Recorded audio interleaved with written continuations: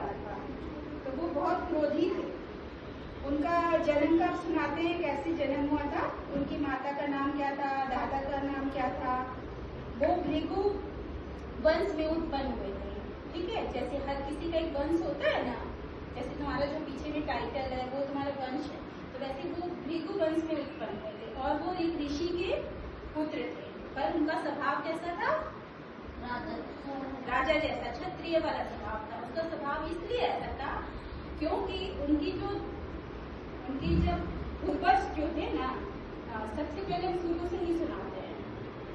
तो सत्यवती एक राजा गाधी की पुत्री थी, सत्यवती। ठीक है, वो राजा की पुत्री थी, कुरुवंश। तो वो अपनी बेटी का शादी एक ऋषि से करवाए, रुचिक ऋषि से।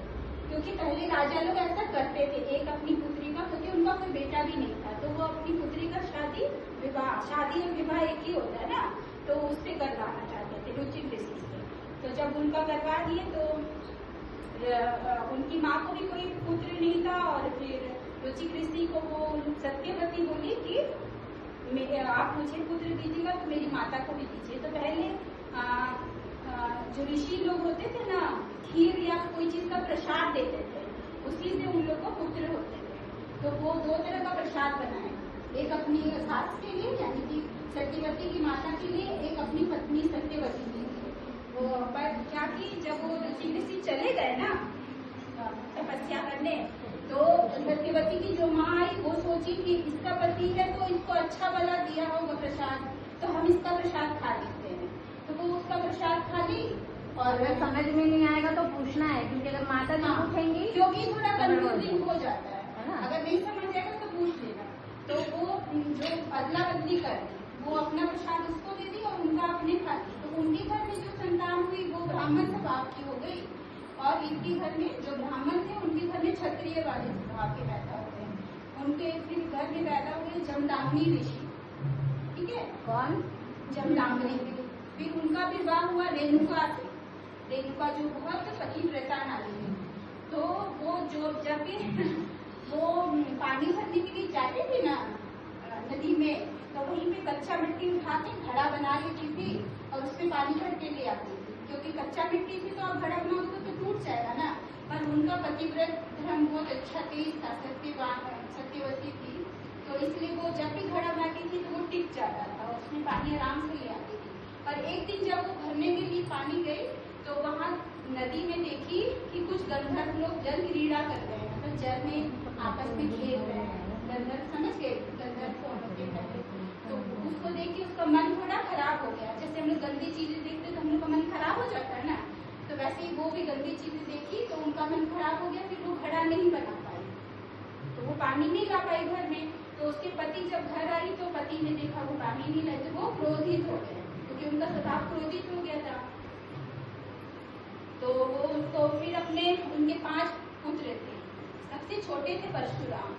तो अपने पुत्र, सबसे बड़े पुत्र को बोलते हैं कि अपनी माँ का गला काट दो, क्योंकि उनको गुस्सा आ गया कि वो सोचे कि मेरी पत्नी जो है वो गलत चीज आज देखी है, इसलिए इसको यहाँ रहना नहीं चाहिए, इसलिए उसका बोले गला काट दो।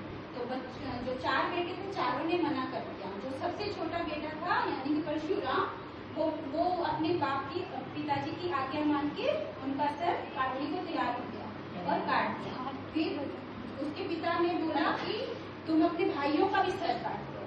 फिर वो चारों भाइयों का भी सर काट देता है। तो ये करने पे वो सोचा कि हम अपने पिता का आज्ञा का पालन करेंगे, इसलिए उसने काटा।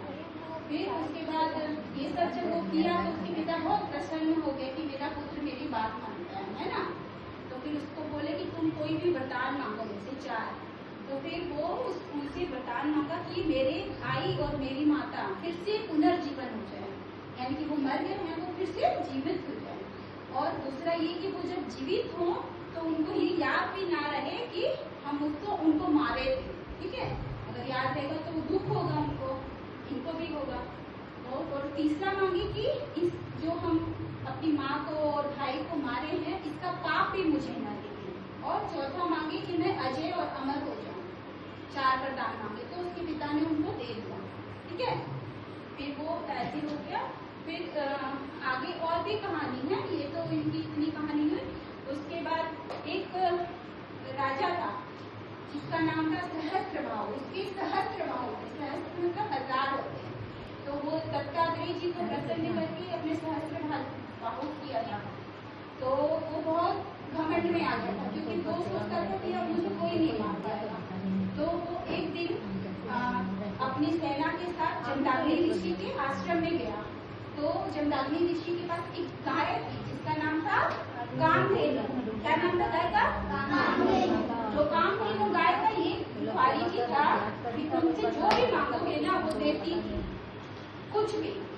कामधेनु गाय का ये क्वालिटी होता है।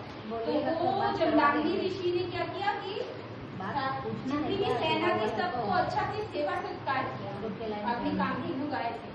तो वो जो था सहस्त्रबाहु राजा था ना, तो उसको लालच आ गया, बोला इतनी अच्छी गाय इसके पास क्यों है, मेरे पास होनी चाहिए। होता है ना ऐसा चीज, लालच आ जाता है। तो वो क्या किया, उसको छीन लिया, जबरदस्ती छीन लिया और उसको जमदग्नि ऋषि को मार भी दिया, क्योंकि उसको लालच था। लालच में इंसान गलत काम करता है।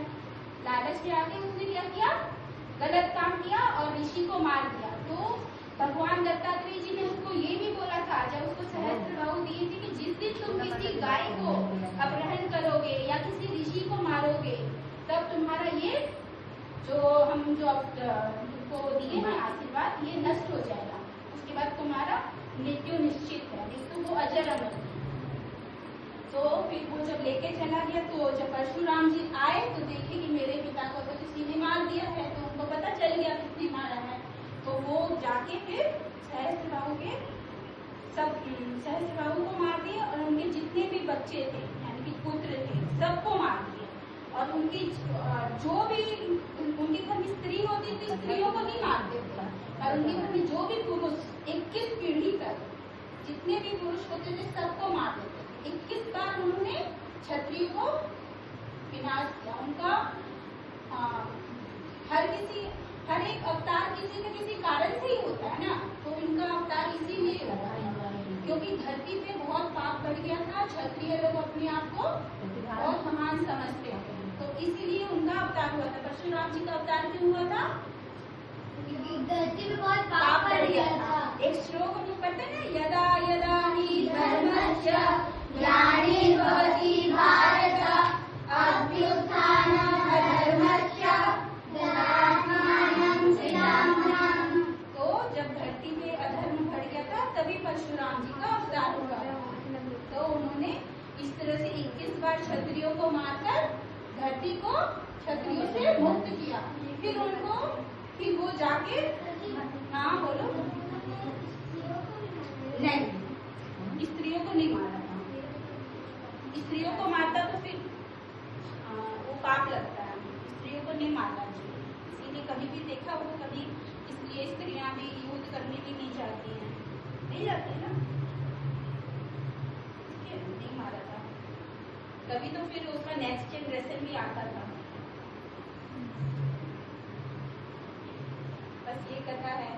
फिर उनको वो फिर महेंद्र पर्वत, अभी तक भी परशुराम जी हैं, वो अजर अमर है। जैसे कि वो अभी भी महेंद्र पर्वत जो है उड़ीसा में है, वहाँ पे अभी भी हैं।